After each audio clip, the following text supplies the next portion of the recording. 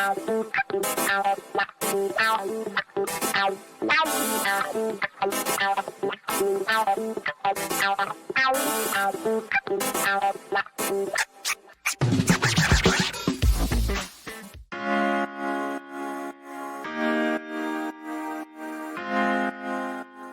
hi, Karl Frisch. How are you? Good morning. I do have some good news for Rudy Giuliani. It's not entirely impossible to get shoe polish to color his hair in prison. That's true. That's true. Yeah. Not entirily impossible. Right. You got to trade a few cigarettes, but it's not impossible. Yeah. Sure. Okay. Mm-hmm. In your role as fancy school board member there in Virginia, you might remind us it's Teacher Appreciation Week. That's right. You said, tell me about a teacher who changed your life. I'll go first. Ms. Thornton, because taught me not to cross my eyes because they would stick that way. Because she had one eye that... remember, your mom Learning would say... by example. Yes, because class clowns like me would frequently cross my eyes, right? And then she'd go, your eyes are going to stick like that. Okay, Chris, you go now. Mrs. Furno, my first grade teacher. She taught me an appreciation for creativity. Oh, sweet. Travis, who when you were being roped as a child by your father and from your pony. Mrs. Ratliff, who was my 8th grade science teacher, who doesn't look anything like a rat. You would actually be into her, Stephanie. Oh, nice. Oh. Okay. I thought it was going to be your... She was very pretty. thought it was going to be your track coach that taught you to run from your father and trying to rope you. Okay. Nope. No, Karl. It wasn't the metal shop teacher that let me put a drill in my hand. I appreciated all my teachers. You know why, Karl? I was voted biggest brown nose because I was the biggest brown nose. I loved all my teachers. I really was. I was like... Well, I mean, it was good preparation, right? For me, it was Mr. Baird, who was my high school journalism teacher, that got me interested in public policy and writing. So I think everybody has one. And after the year we've had, it's good to see the Biden administration committing to getting resources to school divisions so that we can treat teachers like they deserve to be treated. Yeah, no, absolutely. I like teachers so much to the extent that I made all the other kids hate me. I was that kid that would be like, have you graded our tests yet? Because I always did really well. Can we have another? Everyone would be like, shut up. We were in the gym once. We were in the gym one time, and Mrs. Gazzo, who was also one of my favorites, and I'm like, "Hi, Mrs. Gazzo, did you do your test yet?" She's like, "You got an A." I'm like, "Of course I did." And then all my friends beat me up and threw me under the bleachers. Anyway, Karl, it's brought up a lot of stuff for me. Like the time we'll work it out. Yeah. Like the time I turned around and made Barb Murphy laugh in Spanish class, and Mr. Dillon. And she said, "Mr. Dillon, it's Stephanie. She's making me laugh. It's not." And he said, "Well, if you had Stephanie's grades, you'd have something to laugh about." All of this is to say, I love hearing people's stories about their favorite teacher. So tweet them at me. Yes, and Stephanie. No wonder that everyone girl hates pushed me. You into the bushes. Yes, no wonder that girl pushed you into the bushes. That's Carol Fisher. Yes. Yeah. She beat me up. And these stories are really going to endear you with Travis's science teacher. So. Yeah. Well, I was enjoying science until Mary Murphy put a cat kidney in my hairbrush so that she knew I brushed my hair at the end of every class. Okay. You know what, Karl? We've started a whole thing for me. They're all going to laugh at you, Steffi. Yeah. I'm surprised you didn't turn out like Carrie, Stephanie. Plug it up. Okay. I'm fine. I know I just ended up in radio. Same thing. Yeah. Crazy people go. Okay, Karl, let's, a lot going on. First of all, take off your school hat and your campaign strategist hat. So when Mitch McConnell, once again, on tape admits, I am 100, what did he, here it is. Give me is it cut 6? When he says this out loud, like he said, my number one priority is to make Barack Obama a one-term president. That is my number one priority. My proudest moment in my political life is when I looked at Barack Obama and said, "You will not fill that Supreme Court seat." When he says this yesterday. Yeah, 100% of my focus is on stopping this new administration. I think the best way to look at what this new administration is, the president may have won the nomination, but Bernie Sanders won the argument about what the new administration should be like. We're confronted with severe challenges from a new administration and a narrow majority of Democrats in the House and a 50-50 Senate to turn America into a socialist country. And that's 100% of my focus. Right. Okay. So can we just, to compare and contrast, give me a sake bomb, give me cut 8. Here is Jen Psaki being asked about that.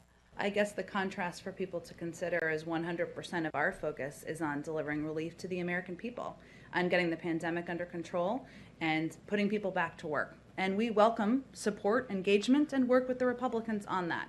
Oh, boom. Great. Psaki. Yeah, another Psaki bomb. But I think everybody knows.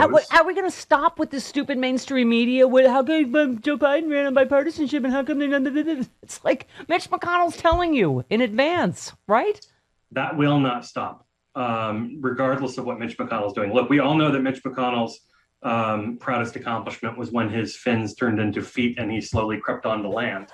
But the reality is all of those comments that he makes about, when he looked across the table at Barack Obama and how his number one priority is this or that, his number one priority is to keep the Republican base engaged after defeat, after defeat, after defeat, and to raise money. And that's what all of this is designed to do. Tell corporations that I'm going to fight for you and not for the American people, so give us your money. And tell the Republican base that there's a reason that they need to stay engaged, despite the fact that they have no plan for delivering for them anything that matters. And more the polling shows that even Republicans see the merits in what the Biden-Harris administration are offering, staying focused on getting us out of the pandemic, staying focused on getting us jobs, staying focused on getting the economy moving again. Yeah. So he's in a tough position, Mitch McConnell, and I enjoy it. Yeah. Well, I mean, first of all, it doesn't give Joe Manchin a leg to stand on. We have that audio later, but it's just he's even said, what was it? I can't remember now. Was it infrastructure? Mitch McConnell already said not one vote. He said it on every bill already. Yeah. Not one vote. Like, what are you talking about?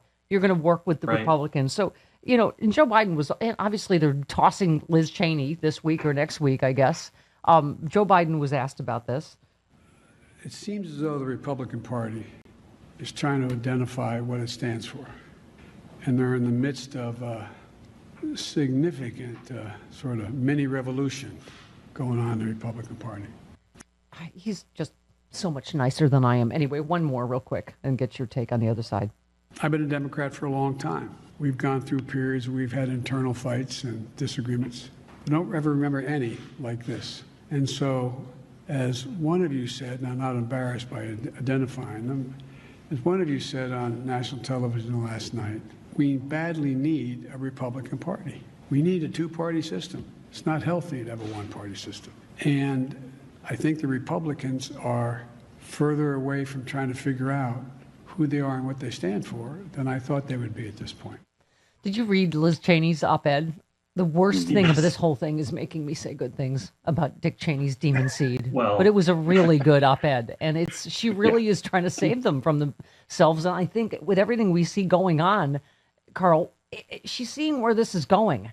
A lot of Trump barge Giuliani probably going to end up in prison, and it's like she's trying to save them from this cult, and they don't appear to be ready to be saved, right? No, this is not, in the past, and Biden referenced this, Democrats have had this conversation about ideologically what direction we want to go in. But those were ideological and issue-driven conversations. This is a conversation in the Republican Party about sanity versus insanity, delusion versus reality.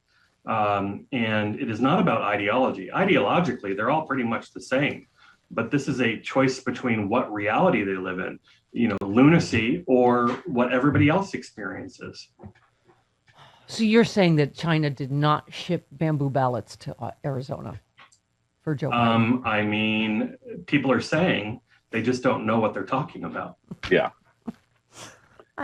Okay, I can't. Let's get your take on all of this. Obviously, our friend Rob Reiner said, we've always known that Barr lied to cover up Trump's federal crimes. The question is, when will Trump be prosecuted for those crimes? Democracy hangs in the balance. I know, Merrick Garland and all his deputies literally just got in, Karl, but I have always said this, that I just don't see how you can, particularly with all this coming out now, which we always knew, you can just say, oh, it's all in the past and let's just move on. I just don't see how you can. starting from the Mueller report, through Ukraine, through the Capitol insurrection? No, you can't. And I also think that, we've been eager to have this happen for quite some time. But, if you're going to take on the president of the United States, you're going to build a airtight case before you press charges. Yeah. So, the administration's been in power for what feels like a couple of years now, because everything's moving glacially slow these days. Have you heard it's how only been 3 months. I know. Have you heard how the sale of anti-anxiety medication has plummeted just in the last 100 days? Yeah. Right. I mean, it's a good thing that people feel like they have less to worry about, and they do have less to worry about. All the numbers are indicating we're going in the right direction.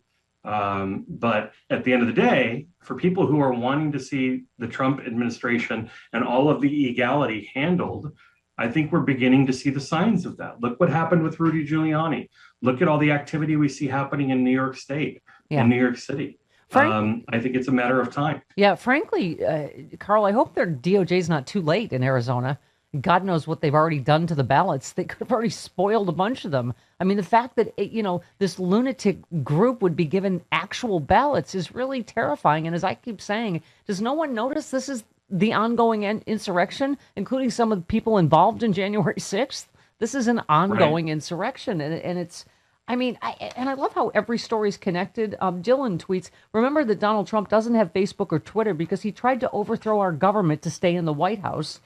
If you side with Donald Trump, you side with treason and insurrection. I side with America and hope Donald Trump is arrested soon. Who's with me? I mean, that's the thing. It's like people go, oh, yeah, why was he banned? He's banned from Facebook because he tried to overthrow the United States government and he incited violence, and he would do it again. His first postings would be about rigged election and blah, blah, right? I mean, I'm not somebody who reads his blog, but I imagine that's what he writes about. Yeah. Well, I mean, or he would, is what I'm saying. Love letters to Putin.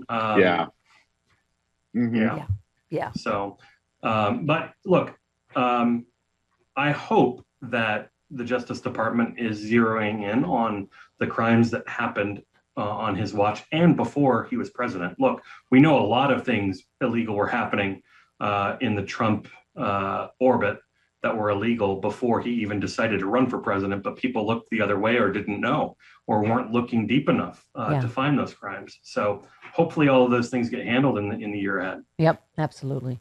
All right, Karl, and congratulations on being, of all the nerds that are regulars on the Stephanie Miller Show, including the ones that work here every day, being the biggest nerd ever. On May 4th, you said, Evan and I live in a mixed galaxy home. He thinks Star Trek is superior to Star Wars, and I am right. May the 4th be with you. Okay. You know I'm a nerd when Bob Seska says, oh, he's a nerd. Yeah.